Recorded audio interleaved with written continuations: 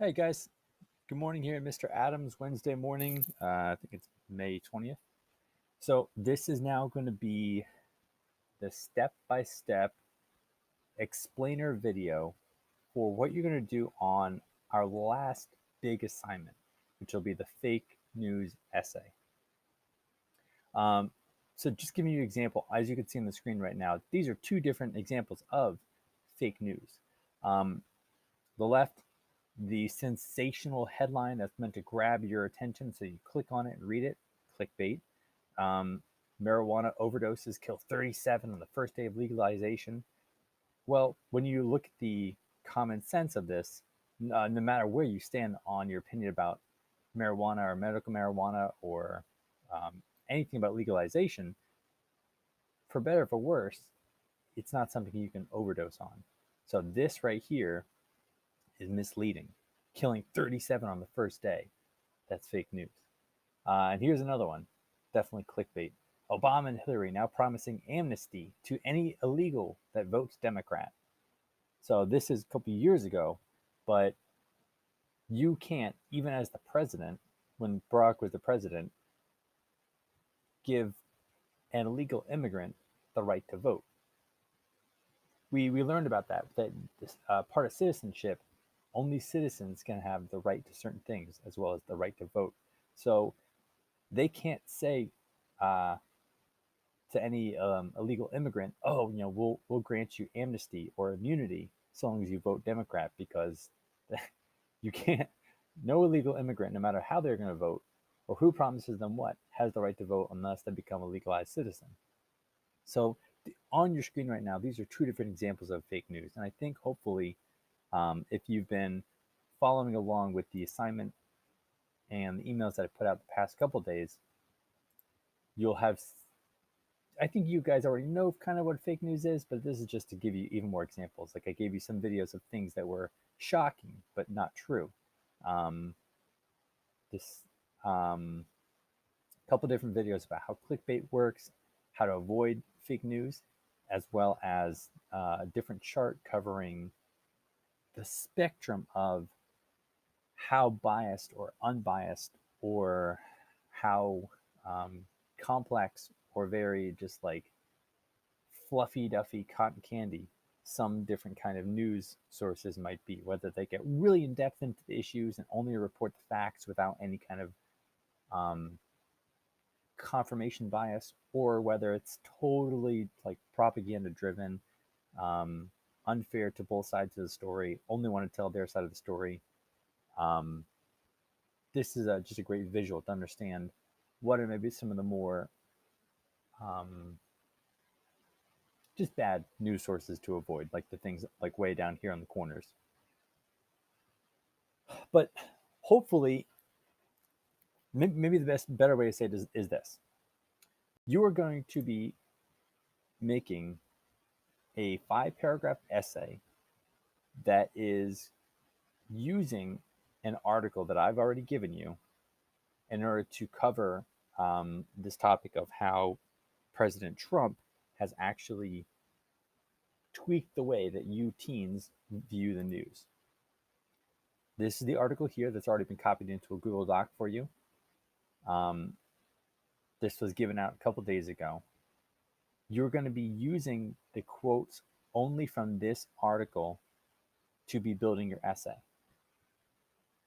So this is not going to be something where you're grabbing stuff from Google and copy and pasting it, because this when you submit this, it'll actually be tracked through a plagiarism tracker through Google. So it'll tell me what's your original words and what are quotes.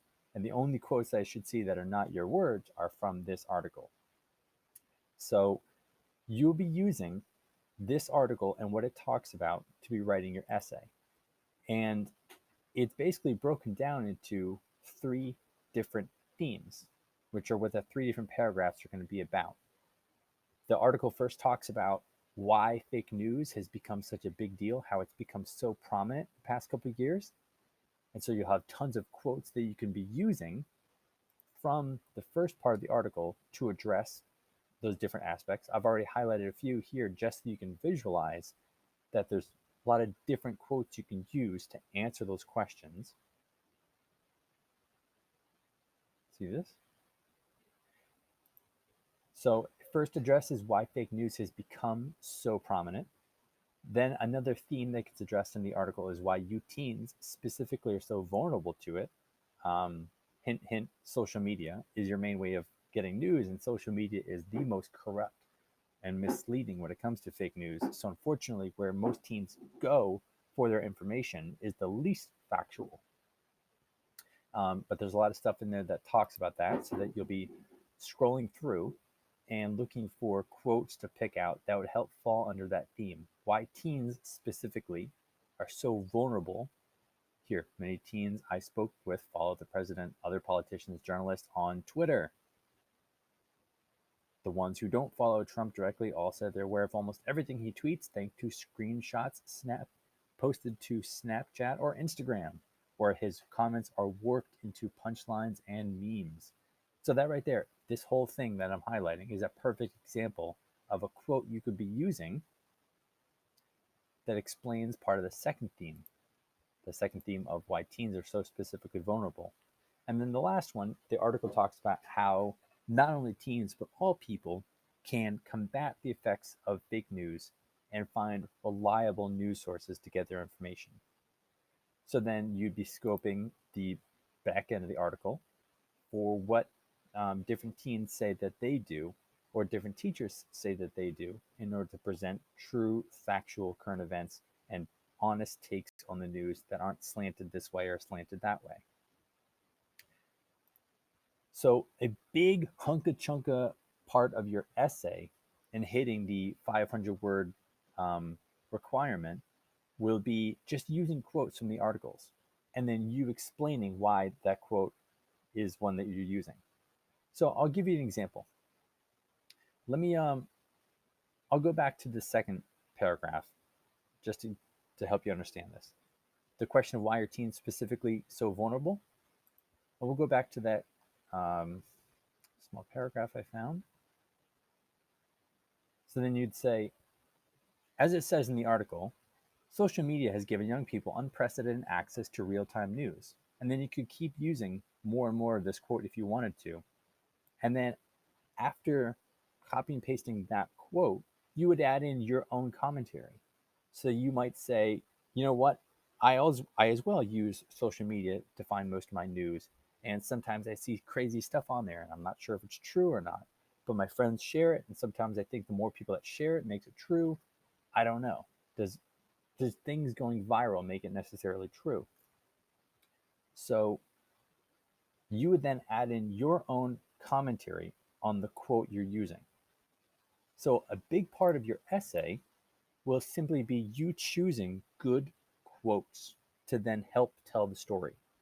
So the whole article is about this underlying epidemic of fake news and how our own current president has targeted fake news, calling most things fake news if it doesn't agree with him. And by doing that, it's warped more and more people's sense of what is true and what is false.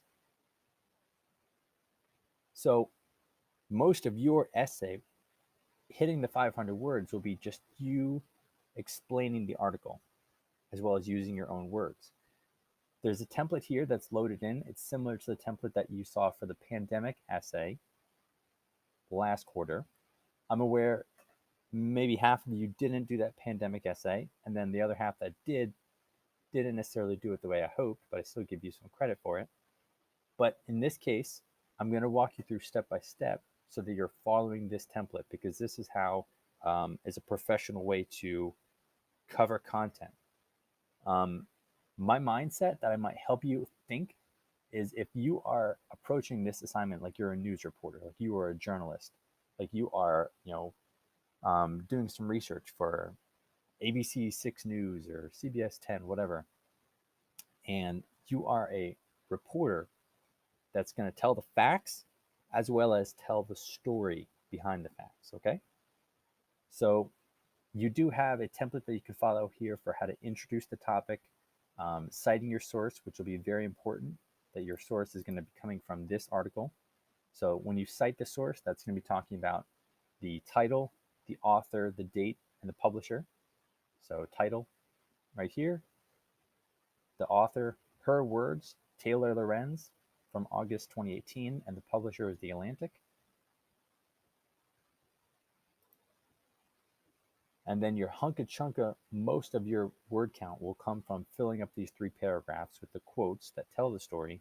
And then a conclusion is just your way to restate what the purpose was and what the reader should have learned from this report that you've put together.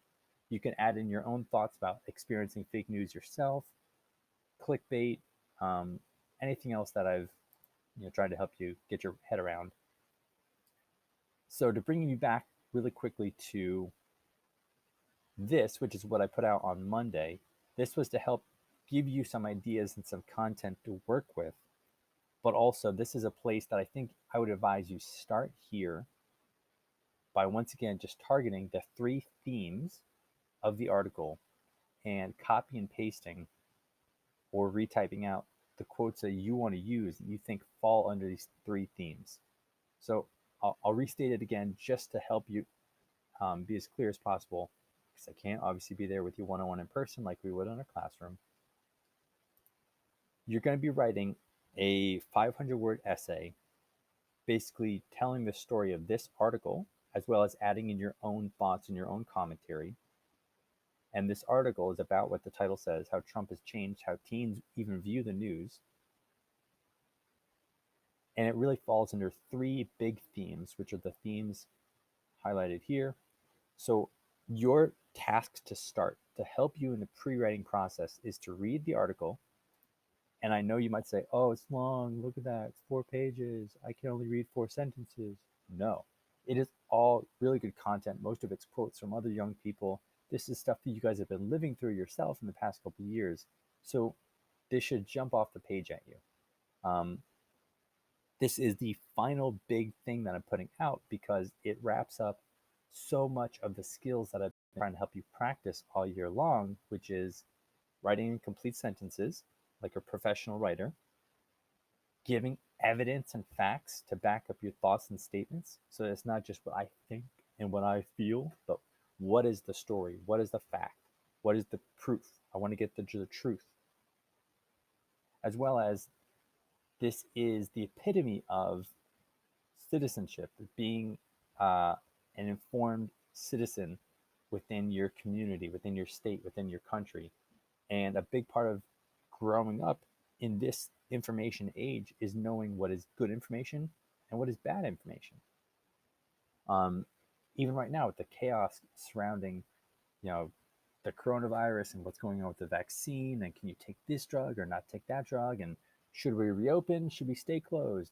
Do masks work? Do masks not work? Like there's all kinds of just misinformation flooding the internet right now. So I think it's important that you do practice these skills of knowing what and where you should be using for gathering information and questioning things if you're not sure if they seem real or not. So for instance, when I sent you the snapshot of a picture about someone causing a highway accident playing Pokemon Go, hopefully you understand that that's not real and why that's not real. Or this video about stabbing monkeys, hopefully also you're not misled by that. There was also a current event that was put out this week as well, with articles specifically about teens and fake news. So for this week, the rest of the big focus is working on this essay. I'm actually just about to go into school now to clear out my classroom. Like I said, this is Wednesday, so hopefully if you're watching the video on Wednesday, you're current. So I will be unavailable for a few hours, but I'll be back to being able to work with you guys one-on-one online if you need my help. Please send me as many questions as you have, okay? Sorry about the long video, but this is hopefully a great way to explain what it is that you're doing for the fake news essay.